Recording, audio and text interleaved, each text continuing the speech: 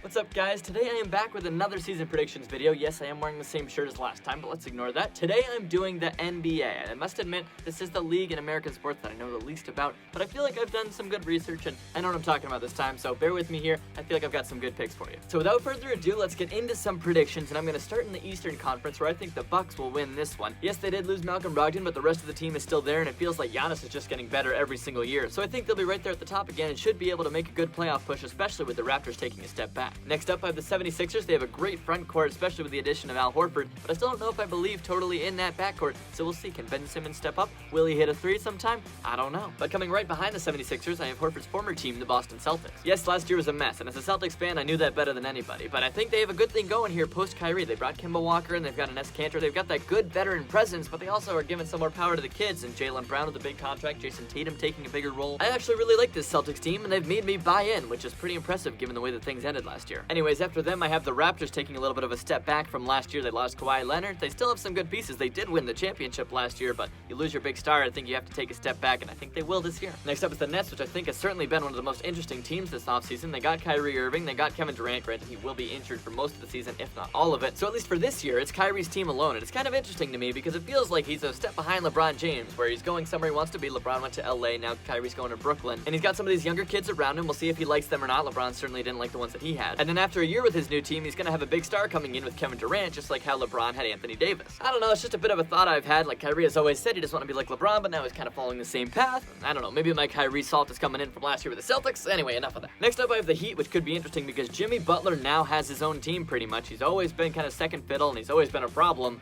This time, it's him. He's now the go-to guy in Miami, and if he can make the most of it, I think they'll be a good team. After them, I have the Pacers, and to me it seems like most teams in the NBA have their entire season relying on one player, and that cannot be more true in Indiana. This team really depends on the health of Victor Oladipo. It seems like he's going to be out for a little bit here, but who knows, if he can come back and help them make a push, they could be right back there in the mix. If he's not back, if they can't get things going, they might miss the playoffs completely. And finally, to close out the playoff picture in the East, I have the Pistons. They have a great front court with Andre Drummond and Blake Griffin if they can stay healthy. And then I also like the addition of Derrick Rose. I know he's probably washed up. People have always said this. He's had so many injuries, but I feel like he's on a bit of a resurgence here. I feel like Derrick Rose has come back in the last year or so. But right after them, I have the Chicago Bulls, which I think is another team, maybe a bit of a dark horse, but I think they'll be a ton of fun to watch this year. It just feels like they have a lot of skill at every position. They're a very young team. They have a lot of room to grow, and if they can quickly, I think they might make a push for the playoffs. Moving down, I have Orlando, and I think it'll be interesting because Markelle Fultz is now one of their main guys down there, which you could not say the same about when he was in Philadelphia. So can he handle the spotlight? Can he rise to the occasion? Let's find out. Next up, I have two teams that kind of seem to be the opposite, but yet they're at the same place, where the Hawks have a lot of youth, but they feel like they're still a ways away, and then the Wizards have Bradley Beal, John Wall coming back from injury, and they just got Isaiah Thomas for whatever reason. So there's a unique difference in rosters there between the two teams, youth and experience, but either way, I think they're both going to finish pretty low. And finally, to round out the conference, I've got the Knicks, the Cavaliers, and the Hornets. Not much to say about these guys. They're all pretty low. They've all got a bit of a rebuild to do.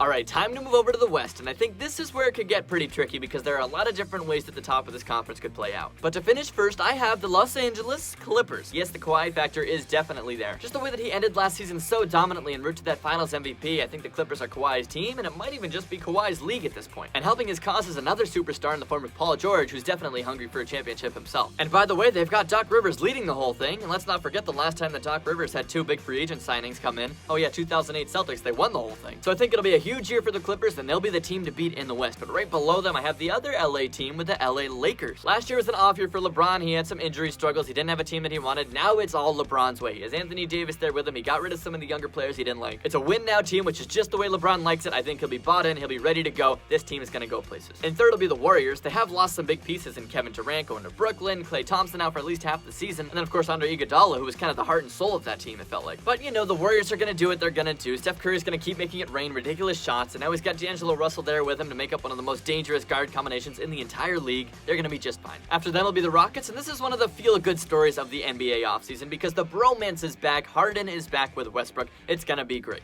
Supposedly. We'll see what happens. Can they make it work with two cooks in the kitchen? Well, the only reason I think so is because these two guys know each other better than anyone else. I think they'll find a way to make it happen. The Rockets will be very good this year. In fifth, I have the Trailblazers, which is kind of a team that I think has been forgotten a little bit here in this entire crazy offseason. But they did make it to the conference finals last year, and I think they'll be good again this year, but I think some of those additions to teams above them will push them down a little bit. After them, I have the Nuggets, a team that was kind of the Cinderella story last year, but now they're not fooling anyone. They're expected to be there in a playoff position, and I think the addition of Michael Porter Jr., hopefully being healthy all year now, should be enough to keep them them in that playoff status. Next up, I have the Jazz, another team with not too many massive names, maybe Donovan Mitchell, an emerging superstar, but they do have a good blend of youth and experience, and they were able to win last year. I think they'll do it again this year, especially with some of those younger players taking another step up. And rounding out the playoff picture, I have the Spurs to finish 8th and just barely get in there. I think Greg Popovich is going to be the only difference here. He's going to be able to coach that team up. They have Aldridge, they have DeRozan, and what else? We'll find out. Popovich is going to pull something out. They're going to be back in the playoffs. Just barely on the wrong side of the playoff bubble, I have the Kings. This is the team with another good blend where they have those younger guys, De'Aaron Fox, a player who just seems made for the new style of NBA. Plus Buddy Hield, who's set to make a ton of money. I think he's going to show up in a big way early on to prove that he's worth it. And then they have some of that veteran experience as well in the form of Harrison Barnes, among others. I think the Kings will be good this year. Below them, I have the Mavericks, led by that European combination of Doncic and Porzingis. Maybe they both make a step up. Porzingis coming back from injury, Doncic the Rookie of the Year. Or maybe they don't. For now, I have them a bubble team right there at 10. Moving down, I have the Pelicans, and it really stinks that Zion's going to miss the first month and a half or so, because I feel like this team could have been one of the more exciting ones to watch, and now I think they're just going to slip down. Maybe Drew Holiday can keep them in the conversation, but I just think that they're going to dig themselves such a hole in that first month and a half that by the time Zion's back, it might not even matter. Next up are the Minnesota Timberwolves. Karl Anthony Towns is still doing everything he can up there, but he might just be left alone a little bit, especially with the departure of Jimmy Butler. As much of a cancer as he was in the locker room, at least he was a talent. And now that I think about it, maybe getting rid of Jimmy Butler opens the door for a guy in a similar position to finally become the star that his draft pick suggested.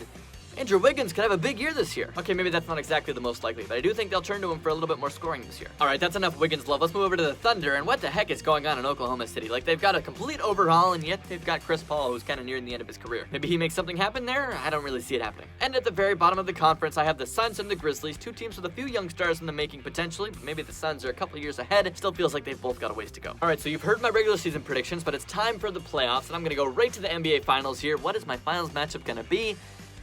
I don't know how confident I am in this, but I think I'm going to go Bucks in the East. It feels like they were close last year and the Raptors just got hot right at the right time. I think the Bucks will get into the finals this year. And then on the other side, I'm going to go with the LA Lakers. I think when LeBron James is dialed in, there's just no way to stop him in the playoffs. Yes, the Warriors did it quite a few times. I realize that now. But with Anthony Davis next to him and a team that he pretty much built to be a winner right now, I think LeBron will be back in the finals. So Bucks and Lakers, who wins it all? I'm giving it to the Lakers. I know, I'm a sucker for LeBron James. I saw him beat the Celtics so many times. I just have to, okay? I think LeBron just has so much motivation this year after all that happened last year. The injury troubles, the people saying, oh, it's the end of his career, he's just going to LA because he wants to. I think he's going to come right back and say, no, this is my league and this is still my championship, and I think he's going to go get it and very symbolically knock off Giannis in the process. And maybe that's a crazy prediction from someone who's not the biggest basketball guy, but who knows? Anything's really possible here. So those are my picks for the 2019-20 NBA season. It's going to be a great year. The NBA always provides a ton of drama, a ton of excitement. It's going to be so much fun to watch. I'm definitely looking forward to it, and I hope you are too. Please let me know all your thoughts down low in the comments, whether you want to react to my picks and tell me I'm crazy or tell me maybe I'm right, or you can share your predictions and we can see how those shape up too. That'd be pretty cool. But that is it for me today, and that is it for season predictions for a little bit here. Now we're kind of rolling here in the winter season, but I hope you guys have enjoyed this mini-series. We're just getting started here. We're gonna have so many more videos like this in the future. And that's it for this video, so thank you so much for watching, and I'll see you next time.